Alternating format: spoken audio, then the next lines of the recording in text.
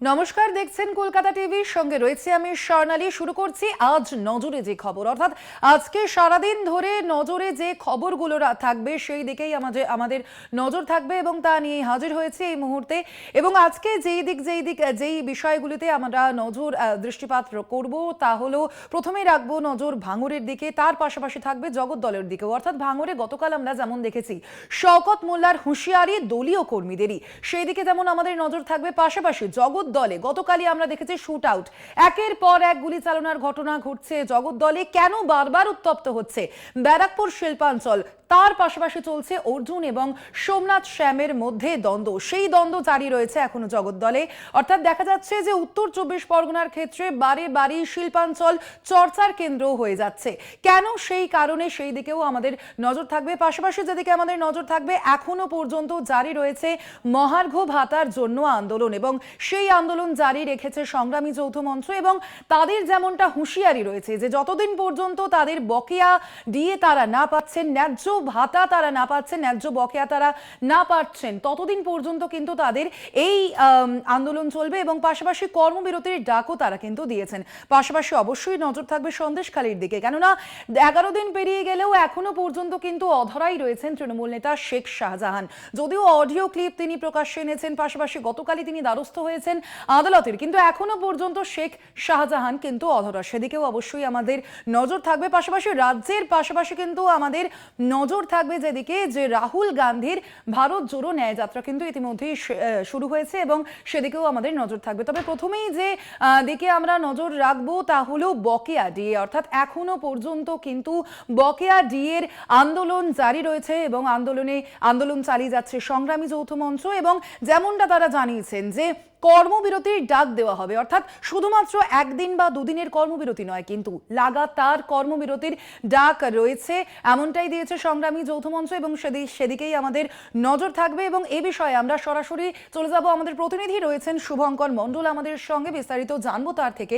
শুভঙ্কর, যেমনটা আমরা জানি যে সংগ্রামী যৌথ মঞ্চের যে আন্দোলন, অর্থাৎ বকেয়া ডিএর দাবিতে তাদের আন্দোলন কিন্তু এখনো জারি রয়েছে, এবং তোমার থেকে প্রথমেই যে প্রশ্নটা জানতে চাইবো সেটা হচ্ছে, এর পরবর্তীতে এই ডিএর দাবিতে তাদের আগাম কি পরিকল্পনা রয়েছে শুভঙ্কর?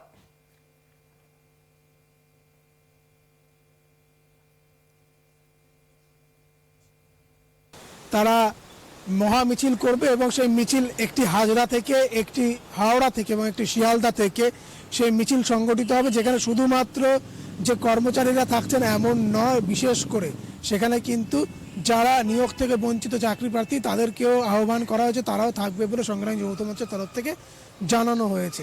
এবং সেই মিছিল এসে কিন্তু মিলিত হবে সংগ্রামী যৌথ মঞ্চের যে মঞ্চ রয়েছে শহীদ মিনারে, সেখানে সভা হবে এবং মুখ্যমন্ত্রীর কাছে তাদের দাবি সনদ তুলে ধরা হবে। এবং যদি মুখ্যমন্ত্রী তাদের সময় না দেন, তাদের সঙ্গে দেখা না করেন, তাহলে 29 তারিখ থেকে, অর্থাৎ 29শে জানুয়ারি থেকে লাগাতার কর্মবিরতির ডাক কিন্তু দেওয়া হয়েছে। এবং মূলত মহার্ঘ ভাতা, বকেয়া মহার্ঘ ভাতা, বিশেষ করে কেন্দ্রীয় সরকারি হারে মহার্ঘ ভাতার দাবি তাদের রয়েছে। শুধু তাই নয়, যে ন্যায্য পারিশ্রমিক, অর্থাৎ তারা যে প্রতিদিনের যে ওয়েজেস, সেটা যেন আরও বাড়ানো হয়। কেননা তারা বলছেন যে বিহারে আমাদের রাজ্যের তুলনায় বা বিহারের তুলনায় আমাদের রাজ্যের আয় বেশি হলেও কিন্তু এখানে মজুরি একেবারে ন্যূনতম, সেই মজুরি বাড়াতে হবে, দৈনিক মজুরি বাড়াতে হবে, সেই দাবি তাদের রয়েছে। সর্বোপরি এই যে বকেয়া দিয়ে সেটি অবিলম্বে পরিশোধ করতে হবে। যদিও আমরা জানি যে কিছুদিন আগে তাদের যখন নবান্ন অভিযান ছিল, যেদিন ঠিক সেদিনই রাজ্যের তরফ থেকে 4% যে ডিএ, সেই ডিএ কিন্তু তাদেরকে দেওয়া শুরু হয়েছে। ফলে সেইখানে দাঁড়িয়েও আমরা কিন্তু সংগ্রামী যৌথ মঞ্চকে কোনো নমনীয়তা প্রদর্শন করতে দেখলাম না। উপরন্তু তারা কি করছে, যে তারা আরও আন্দোলনের দিকে এগোচ্ছেন, আরও আন্দোলন তীব্রতর করার চেষ্টা করছেন। এবং যদি 29 তারিখ থেকে, যদি 19 তারিখে মুখ্যমন্ত্রীর সঙ্গে তাদের যে কথাবার্তা বা বলা যেতে পারে মুখ্যমন্ত্রীর হস্তক্ষেপ তারা চেয়েছেন, দেখা করতে চেয়েছেন, যদি দেখা না হয়, সেক্ষেত্রে কিন্তু তারা 29 তারিখ থেকে যে লাগাতার আন্দোলনের পথে যাবেন বা কর্মবিরতি পালন করবে তাদের দপ্তর। আমি যেমন নবমহাকরণের সামনে রয়েছি, সেইখানে দাঁড়িয়ে কিন্তু স্বাভাবিকভাবেই কাজকর্ম হ্যাম্পার হওয়ার কিন্তু একটা বিষয় থেকেই যাচ্ছে। যদিও এই ধরনের পরিস্থিতি মোকাবিলায় আমরা দেখেছি যে এর আগেও অর্থ দপ্তর থেকে এমনকি রাজ্য সরকারের বিভিন্ন দপ্তর থেকে কিন্তু কড়া বিজ্ঞপ্তি জারি করা হয় যে বেতন কাটা হবে, যারা যারা কর্মবিরতি পালন করবে তাদের একদিনের বেতন কাটা যাবে, বা যদি লাগাতার কর্মবিরতি পালন করে সেক্ষেত্রে শাস্তিযোগ্য ব্যবস্থাও গ্রহণ করা হতে পারে। ফলত আদত এত বিজ্ঞপ্তি জারির পরেও কি নমনীয় হবে সংগ্রামী যৌথ মঞ্চ, সেই প্রশ্ন যেরকমভাবে থেকে যাচ্ছে। একই সঙ্গে কিন্তু যদি এই ধরনের কর্মবিরতি হয় তাহলে কিন্তু শুধুমাত্র যে সরকারি একেবারে শুভঙ্কর, অর্থাৎ কর্মবিরতির যে ডাক দিয়েছে তার আগেই কিন্তু রয়েছে একটা মহা মিছিলের ডাক, সেই দিকে অবশ্যই আমাদের নজর থাকবে এবং অবশ্যই তার পরবর্তীতে বকেয়া ডিএর যে দাবিতে আন্দোলন চালিয়ে যাচ্ছেন সংগ্রামী যৌথ মঞ্চ, আদৌ তাদের দাবি পূরণ হয় কিনা সেদিকেও আমাদের নজর থাকবে। সঙ্গে থেকেও আমাদের শুভঙ্কর। পাশাপাশি আমরা এই মুহূর্তে আবারও চলে যাব, আমাদের প্রতিনিধি রয়েছেন, আমাদের বিশেষ প্রতিনিধি রয়েছেন সুচন্দ্রিমা আমাদের সঙ্গে, একেবারে লাইভ কভারেজ দিচ্ছেন রাহুল গান্ধীর ন্যায় যাত্রা, অর্থাৎ ভারত জোড়ো ন্যায় যাত্রা শুরু হয়েছে ইতিমধ্যেই, এবং সেই লাইভ কভারেজ কিন্তু দিচ্ছেন আমাদের বিশেষ প্রতিনিধি সুচন্দ্রিমা। সুচন্দ্রিমা, তোমার কাছে যে বিষয়টি জানতে চাইবো যে রাহুল গান্ধীর এটা নিয়ে কিন্তু একেবারে দ্বিতীয় পর্যায়ে জনসংযোগ যাত্রা, সেক্ষেত্রে কতটা সাড়া মিলছে সুচন্দ্রিমা?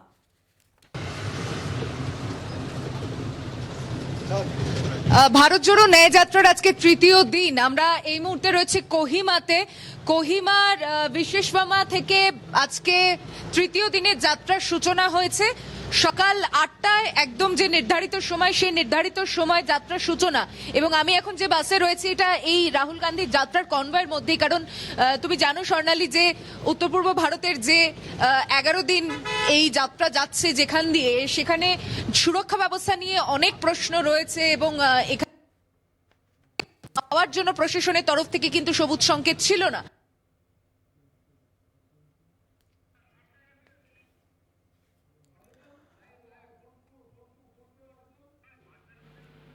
মানুষ দাঁড়িয়ে থাকলে তার সঙ্গে কথা বলতে চাইছেন, তিনি তখন যাচ্ছেন, তাদের সঙ্গে কথা বলছেন। সকাল থেকে সেই ছবিও আমরা দেখতে পাচ্ছি। এবং এই যে ধরো এগিয়ে যাচ্ছে যাত্রা যে পথ দিয়ে, তা আমরা আরো কিন্তু কোহিমা থেকে ডিমাপুরের দিকে যাচ্ছি। আজকে দুপুরে হবেন রাহুল গান্ধী, তাই ডিমাপুরের দিকে আমরা নাগাল্যান্ডের অপর একটি জায়গা যেখানে কোহিমা থেকে প্রায় 100 কিলোমিটার আমাদের যেতে হবে। পার্বত্য এলাকা এবং সাধারণ মানুষ রাস্তার দুধারে অপেক্ষা করছেন। সকালবেলা এত গাড়ি, এত পুলিশি ব্যবস্থা, যেখানে তারা কোথাও অবাক হয়ে যাচ্ছেন যে কি ব্যাপার। তারপর যেই তারা জানাচ্ছেন যে কংগ্রেস নেতৃত্বের সেই যে ভারত জোড়ো যাত্রার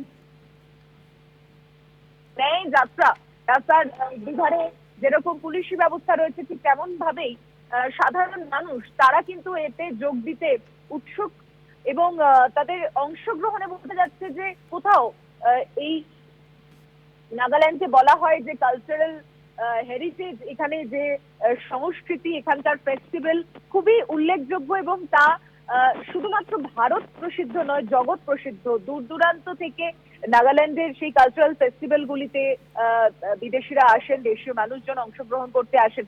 তাই এখানে এই সংস্কৃতির সঙ্গে যেমন এখানকার স্থানীয় পোশাক পরে মানুষজনকে আমরা দেখেছি, ঠিক তেমন ভাবে যারা স্কুলের বাচ্চারা তারাও দাঁড়িয়েছিলেন রাহুলের হাতে, তারা ফুল তুলে দিয়েছেন, কেউ পতাকা নিয়ে দৌড়চ্ছেন, কেউ ছবি তুলতে ব্যস্ত রয়েছেন। তাই সব মিলিয়ে তৃতীয় দিনে কোহিমা থেকে সফর শুরু হয়েছে।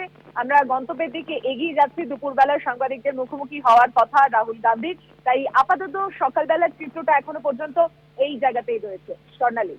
একেবারেই সুচন্দ্রিমা, ধন্যবাদ তোমাকে। অর্থাৎ যেমনটা তুমি বললে আমাদের, যে আজ কিন্তু কোহিমা থেকে শুরু রাহুল গান্ধীর ভারত জোড়ো ন্যায় যাত্রা, এবং সেই ছবি আপনারা দেখলেন ইতিমধ্যে। সেখান থেকে কিন্তু সরাসরি ছিলেন আমাদের প্রতিনিধি সুচন্দ্রিমা। ধন্যবাদ তোমাকে সুচন্দ্রিমা। এবার আমরা যে বিষয়ে আসবো, অর্থাৎ আমরা যেমন গতকাল দেখেছি সেখানে যে ভাঙর কিন্তু বারে বারে উঠে এসেছে রাজনীতির চর্চা, এবং এবারে কি হলো যে গতকাল আমরা দেখেছি শওকত মোল্লা, অর্থাৎ ক্যানিং পূর্বের বিধায়ক শওকত মোল্লা এবারে কিন্তু একেবারে দলীয় কর্মীদের হুঁশিয়ারি দিয়েছেন, যদি এই সামনের যে লোকসভা নির্বাচন আছে সেখানে যদি ভালো ফলাফল না হয় তাহলে সেই দলীয় কর্মীদের বিরুদ্ধে কিন্তু ব্যবস্থা গ্রহণ করা হবে। একেবারে সরাসরি হুঁশিয়ারি দিয়েছেন শওকত মোল্লা। ঠিক সেই বিষয়ে কিন্তু আমাদের সঙ্গে ইতিমধ্যেই রয়েছেন আমাদের প্রতিনিধি জাহাঙ্গীর হোসেন, আমরা তার কাছে যাব ইতিমধ্যেই।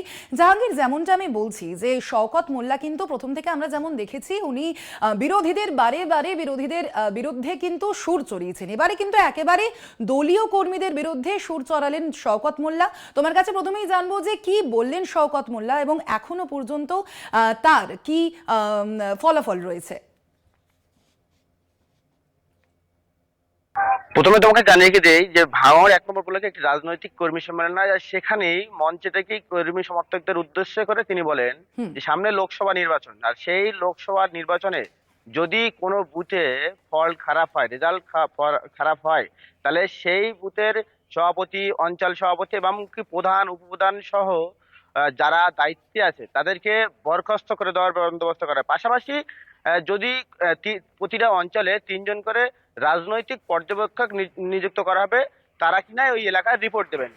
যদি কোনো নেতা দুর্নীতির সঙ্গে জড়িত থাকে তাহলে 24 ঘন্টার মধ্যে দলটাকে সাসপেন্ড করে দেওয়ারও কথা বলা হয়েছে। তবে যে 2024 লোকসভা নির্বাচন, সেই নির্বাচনের পূর্বে ভাঙড়ে তৃণমূলের শক্ত ঘাঁটি তৈরি করতে কিন্তু এই সিদ্ধান্ত নিচ্ছেন তিনি। তো যে 2021 বিধানসভা নির্বাচন ছিল, সেই নির্বাচনের সময় তৃণমূল কংগ্রেসকে হারিয়ে আইএসএফ জয়লাভ করে, আর তারপরেই ভাঙড় বিধানসভায় পর্যবেক্ষকের দায়িত্ব দেওয়া হয় জ্ঞানীপুরের বিধায়ক শওকত মোল্লাকে। আর তারপর থেকেই একের পর এক মিটিং মিছিল করে এই এলাকার গুটি সাজানোর চেষ্টা করছেন বিধায়ক শওকত মোল্লা। একেবারে জাহাঙ্গীর, অবশ্যই সামনে লোকসভা নির্বাচন, সেই লোকসভা নির্বাচনকে পাখির চোখ করেছে এবং সেই মতো করেই তিনি নিশ্চয়ই এইরকম একটা মন্তব্য করেছেন। কিন্তু তার পাশাপাশি আরো একটা বিষয় জাহাঙ্গীর, যে ইতিমধ্যেই কিন্তু কলকাতা পুলিশের আওতায় এসেছে ভাঙড় থানা, কিন্তু তারপরেও কিন্তু ভাঙড় কিন্তু সেখানেই রয়েছে। অর্থাৎ হুঁশিয়ারি পাল্টা হুঁশিয়ারি আমরা যেমন দেখতে পাচ্ছি, তার মাঝেও কিন্তু আমরা দেখতে পাচ্ছি রাজনৈতিক সংঘর্ষও কিন্তু এখনো পর্যন্ত অব্যাহত রয়েছে ভাঙড়ে। তাই যে ভাঙড় কিছুদিন হলো কলকাতা পুলিশের আওতায় এসেছে, তারপরেই কিন্তু এখনো পর্যন্ত লাগাতার সেই ছোট বড় ঝামেলা লেগেই রয়েছে। কারণ কয়েকদিন পূর্বে যে কলকাতাতে আইএসএফ এর প্রতিষ্ঠাতা দিবস 21শে জানুয়ারি, সেই জানুয়ারি সেই প্রতিষ্ঠাতা দিবসে যাওয়ার জন্য আইএসএফ নেতৃত্বরা বিভিন্ন জায়গায় তারা দলীয় পতাকা লাগাচ্ছে, আর এই লাগানোকে কেন্দ্র করে কিন্তু তৃণমূল এবং আইএসএফ এর মধ্যে বিভিন্ন জায়গায় দফায় দফায় সংঘর্ষ, মারপিট, বিভিন্ন রকম ঘটনা ঘটেই চলেছে। তবে তৃণমূলের পক্ষ থেকে যেটা দাবি করা হচ্ছে যে গত বছর যে ভাঙড়ে হাতিশালাতে যে তৃণমূল কর্মীদের উপর আক্রমণ করেছিল আইএসএফ কর্মীরা, সেই ঘটনা কিন্তু এবারও হয়তো পুনরাবৃত্তি ঘটে চলেছে, বা আগের বছরের সেই ঝামেলায় এবারও ঘটানোর চেষ্টা করছে আইএসএফ। কিন্তু আইএসএফ এর পক্ষ থেকে বলা আছে তাদের 21শে জানুয়ারি যে কর্মসূচি, সেই কর্মসূচিতে যাতে এবারে লোকজন না যেতে পারে, কিন্তু এখন থেকেই তারা বুথে বুথে তৃণমূল কর্মী সমর্থক আইএসএফ কর্মীদের মারধর করে এখন থেকে আটকানোর চেষ্টা চালিয়েছে। তবে বিভিন্ন জায়গায় যে সমস্ত ঘটনা ঘটছে, কলকাতা পুলিশের আধিকারিকরা তারা কিন্তু সঙ্গে সঙ্গেই পৌঁছে যাচ্ছে, গিয়ে তারা পরিস্থিতি নিয়ন্ত্রণে আনছে। আপাতত হলেও ঝামেলা হলেও কিন্তু পুলিশ পৌঁছে যাচ্ছে টাইমের মধ্যে। স্বর্ণালী, একেবারেই ধন্যবাদ তোমাকে জাহাঙ্গীর। আমাদের সঙ্গে দুই জায়গা থেকে দুজন প্রতিনিধি ছিলেন, একদিকে ছিলেন শুভঙ্কর এবং একদিকে ছিলেন জাহাঙ্গীর। দুজনকেই ধন্যবাদ তোমাদের। এবং যে বিষয়টা আমরা বলছি যে একদিকে যেমন আমরা ভাঙড়ের ক্ষেত্রে দেখছি যে এখনো পর্যন্ত কিন্তু সেখানে রাজনৈতিক তরজা জারি, পাশাপাশি জারি সংঘর্ষ, যদিও সেদিকে নজর দিচ্ছে কলকাতা পুলিশ, অন্যদিকে কিন্তু সংগ্রামী যৌথ মঞ্চের যে কর্মবিরতির ডাক সেদিকেও নজর থাকবে, পাশাপাশি নজর থাকবে মহামিছিলের দিকেও। তবে এখন সময় একটা বিরতির, ফিরছি আরো খবর নিয়ে, সঙ্গে থাকুন।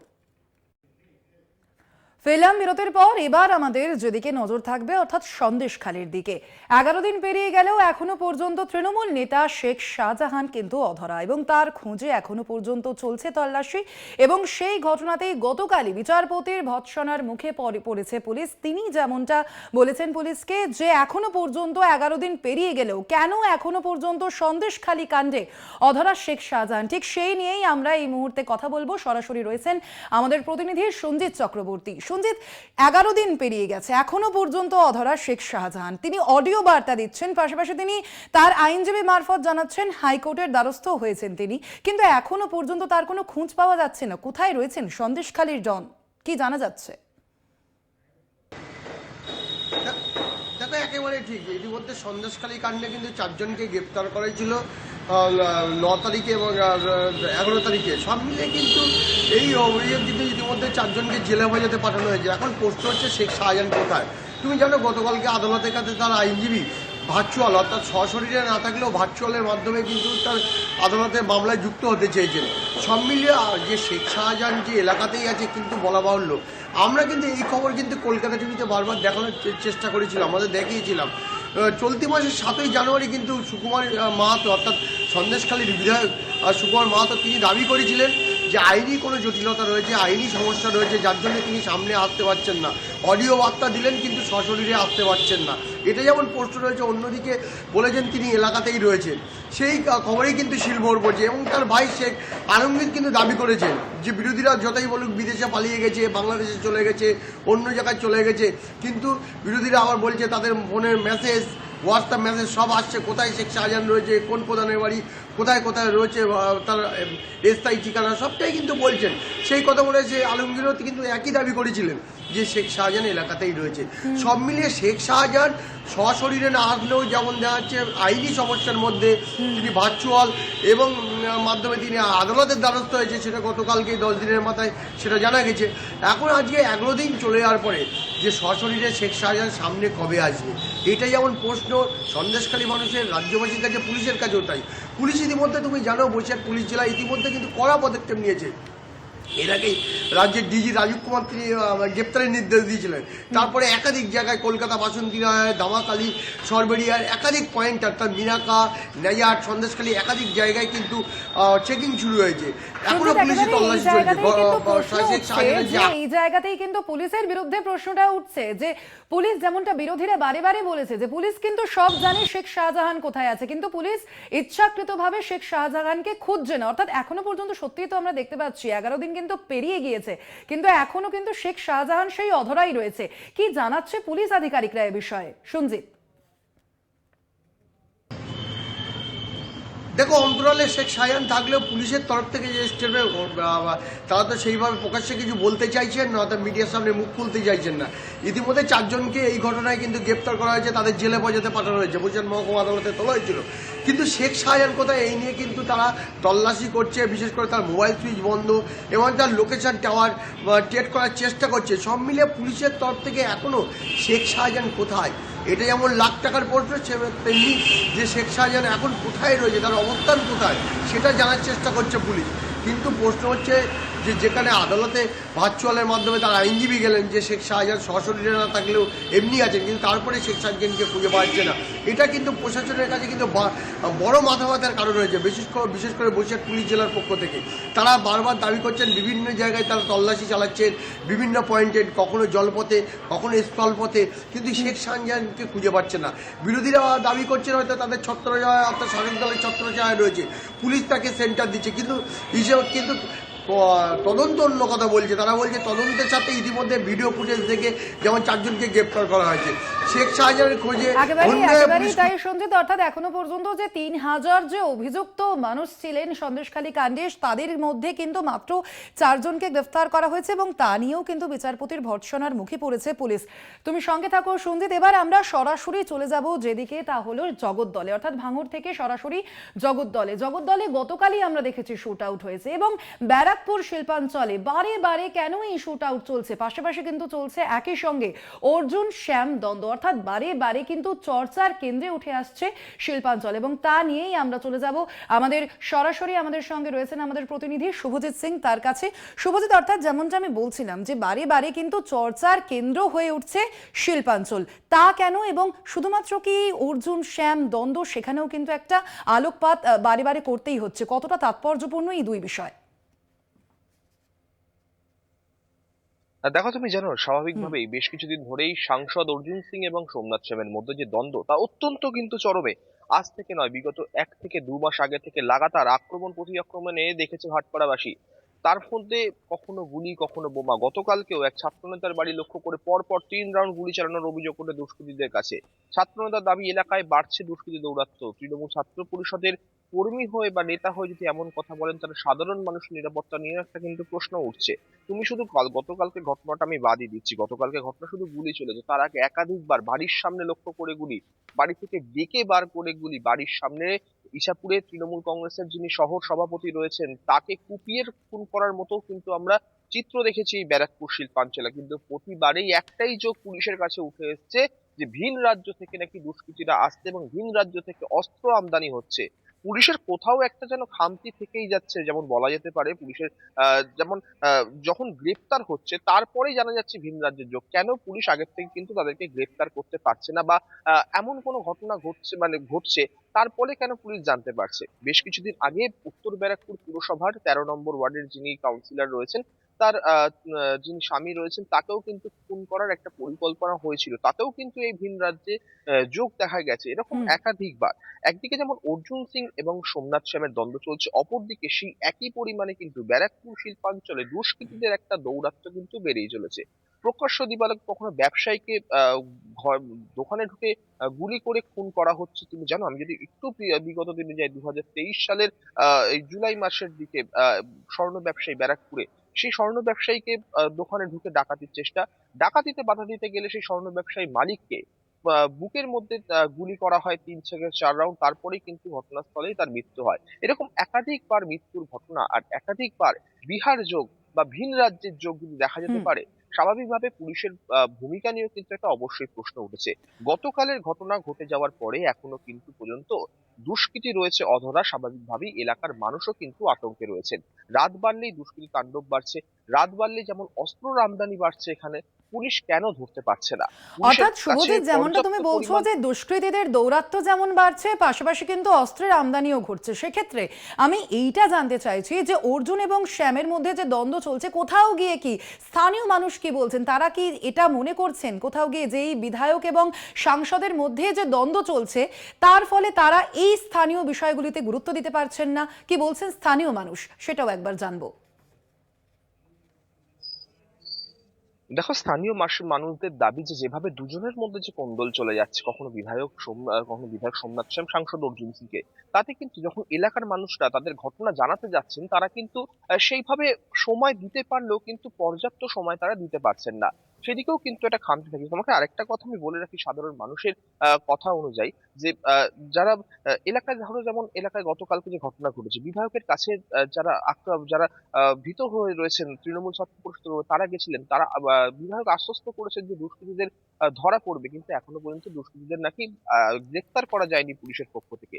সাধারণ মানুষের দাবি, এদের দুজনের মধ্যে যে ঝামেলা, তাতে কিন্তু সাধারণ মানুষের একটা ভয় থেকেই যাচ্ছে। একেবারেই, কারণ অর্থাৎ যখন যেমনটা বাইরে দেখা থেকে যাচ্ছে শুভজিৎ, দুষ্কৃতীরা তুমি যেমনটা বলছো যে যেমন সাধারণ মানুষ আছেন তারা কিন্তু বিধায়কের কাছেও যেমন একদিকে যাচ্ছেন, পাশাপাশি তারা কিন্তু বারে বারে আবেদন জানাচ্ছেন যে এই সমস্যার যাতে সুরাহা ঘটে, এবং তারাও কিন্তু আশ্বাস দিয়েছেন এই সমস্যার দ্রুত সুরাহা ঘটবে। দুজনকেই, শুভজিৎ এবং সঞ্জিত, দুজনকেই জানাই ধন্যবাদ। এবং যেমনটা জানা যাচ্ছে যে অর্থাৎ ভাঙড় থেকে জগদ্দল এখনো পর্যন্ত কিন্তু ভাঙড় একদিকে যেমন চর্চার কেন্দ্রে রয়েছে, তেমনি কিন্তু জগদ্দলও চর্চার কেন্দ্রে রয়েছে। এখন সময় একটা ছোট্ট বিরতির, সঙ্গে থাকুন।